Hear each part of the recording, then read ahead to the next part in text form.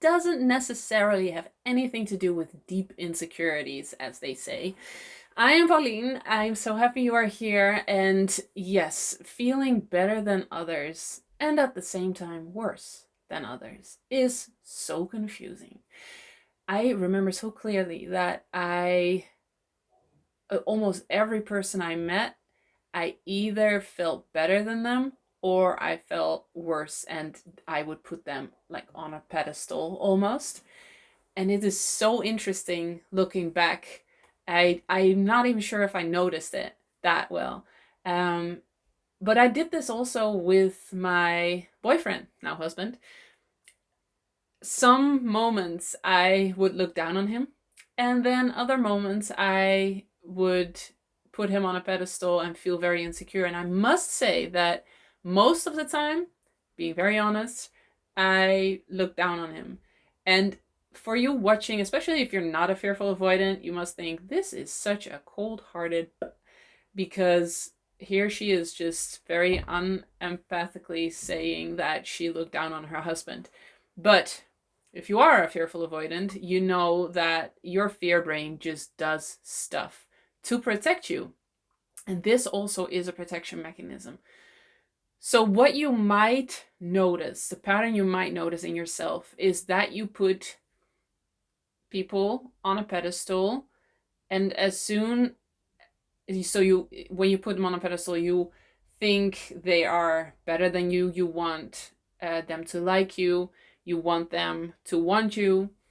And then when you notice that that other person is actually friendly towards you and wants to be with you and is a safe person, then all of a sudden that kind of flips, and you can lose respect for them. And this is what happened with Aryan so clearly. He was 5 years older than me. He still is. And I just found him very interesting. He was like an eligible bachelor in the place that I studied at, and people were wondering why he was single. And so when he showed interest in me, in the beginning, I was like, "Oh, I want you to like me. I want you to. I want to be that special person that like ties you down." That was very toxic thinking, for just to be clear, and um, and so for a while I very very much looked up to him, and then he started being very secure, very secure in his whoops, in how he treated me, in how he um, in everything he said and did, and then he said, "I love you," quite quickly. And that's when I kind of lost that pedestal feeling, and the doubts started, and I started thinking whether I liked him. Looking back on it, it was almost as flipping the doubts to the other side. So when I would put somebody on a pedestal, I would doubt myself. Like, am I good enough? Did I do something wrong? Um, did I have bad breath? Whatever it could be. If I thought they didn't like me as much, all of it was self-doubt. And then if somebody was actually kind to me, that would flip to doubting my feelings for them. And that was a pattern I didn't recognize, but it was definitely a pattern. And it also happened with new people. Like every single person I met, it was either I felt myself above them or I would put them on a pedestal. So this is confusing, right? And it's super annoying. So why does this happen? It is not because you are cold-hearted. It is not because you are a bad person. This is trauma. This is fear. This is protection. What happens is that when you meet somebody, and they have even an inkling or a little bit of an air of judgment, they could be outwardly critical, or you could just sense that they might be a critical person. That's when you feel like they are on a pedestal and you have to get approval from them, because that is what you're used to. So many fearful avoidants, if not every single one of them, grows up with a parent who is critical or hypercritical, who judges a lot, probably daily. And so this is just what you are used to. You immediately slip into that dynamic that you had with your parent. I would have this with every single critical person. And critical sometimes was even just, a healthy boundary or a healthy, I'm just not that interested in you. And I would take that so incredibly personally. So that would feel like I was being rejected, even though it wasn't a match, or it wasn't really anything toxic. It was just, yeah, they were just not that interested. I would take that very personally, and I would put them on a pedestal. I think I shared this story before, but this taught me so much about myself and about this pattern, that when I lived in the States, when I was 18, I lived in Sacramento for a year and studied when I was 18. Yeah. And there was this boy, man, and I was not very, very interested in him, but he wanted to hang out, so we hung out, and we talked about a lot of things, and it was okay, but I wasn't very, very interested. And then when the date ended, I arrogantly thought that he would try to kiss me, and he didn't. He walked away and he didn't even look back. And that was the moment that so many things were triggered in me. And I thought that was love. I thought I was just in love with him. And that was the moment that I put him on a pedestal, because he kind of rejected me in a way. And he was just not very interested in me. And that's when like everything turned on in me, in the sense that I just needed him to like me.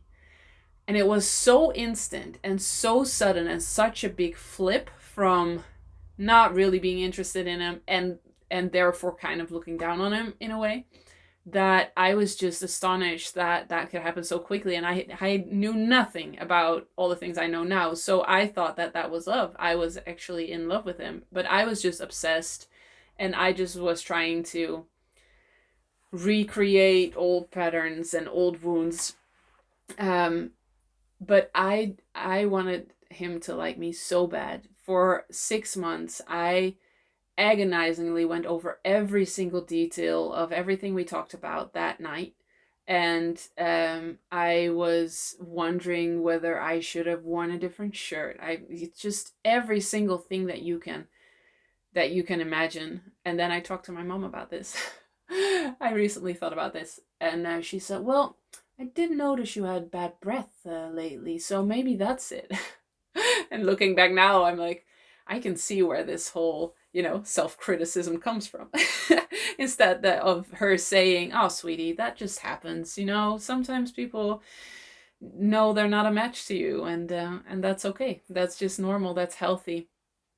And you are worthy of somebody who is just really wanting to be with you. That's not what she said. She meant well. But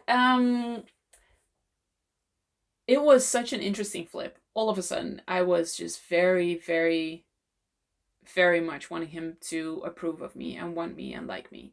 And what happens is that, so first of all, we can just sniff out who is critical and who is judgmental. And because we have so much pain around that and so much trauma around that, that is the dynamic we slip into. Somebody is critical. Oh, I must be doing something wrong. And I want them to approve of me so that I can feel safe again. Why do we then flip around and feel better than others that are actually kind?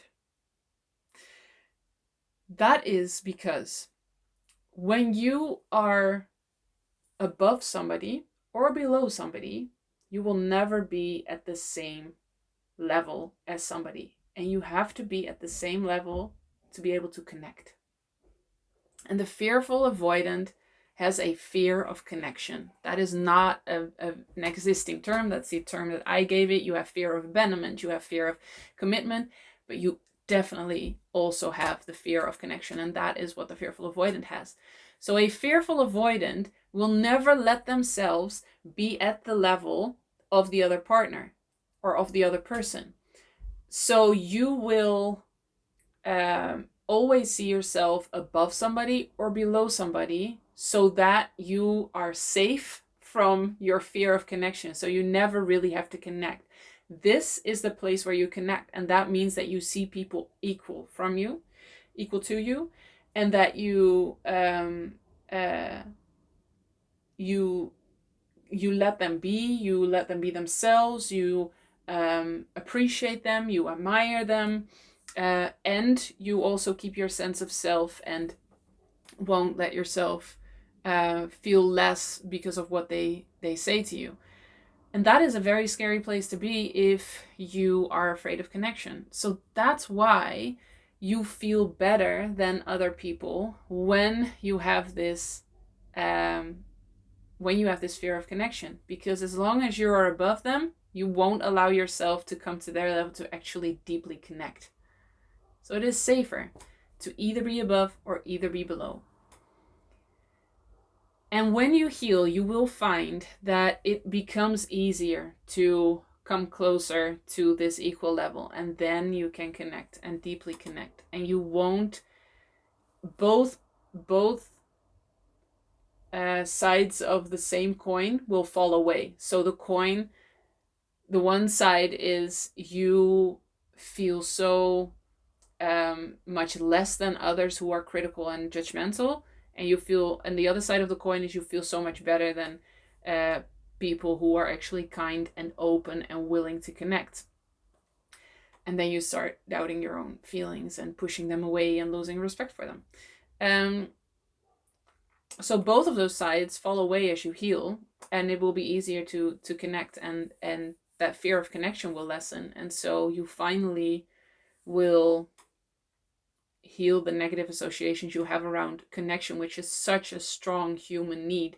I think that is also one of the reasons that the fearful avoidant, out of all attachment styles, usually struggles so much, maybe the most. I can't fully say that, but because there's so much negative association around connection. The anxious preoccupied usually wants it so badly, the connection, because their experiences with connection are actually positive usually.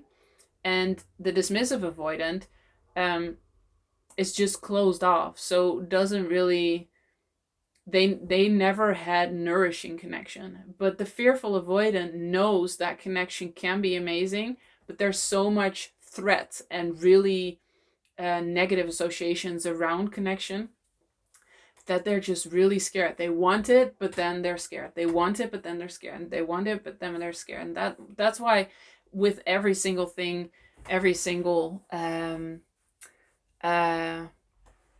behavior or situation, it kind of flip-flops so much in the fearful avoidant.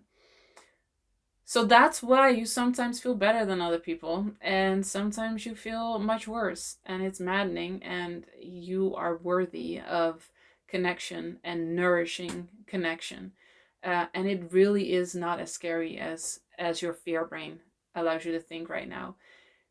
The thing is that one of your parents was just not safe with connection. They probably didn't feel safe themselves. And they were very judgmental. But that doesn't mean that every person in the world is judgmental at all. There's so many people who are just incredibly loving, unconditional, and with whom it's very safe to connect and to have a deep connection. And when you have that, you'll notice that it's so nourishing. It feels so good to have deeper connections.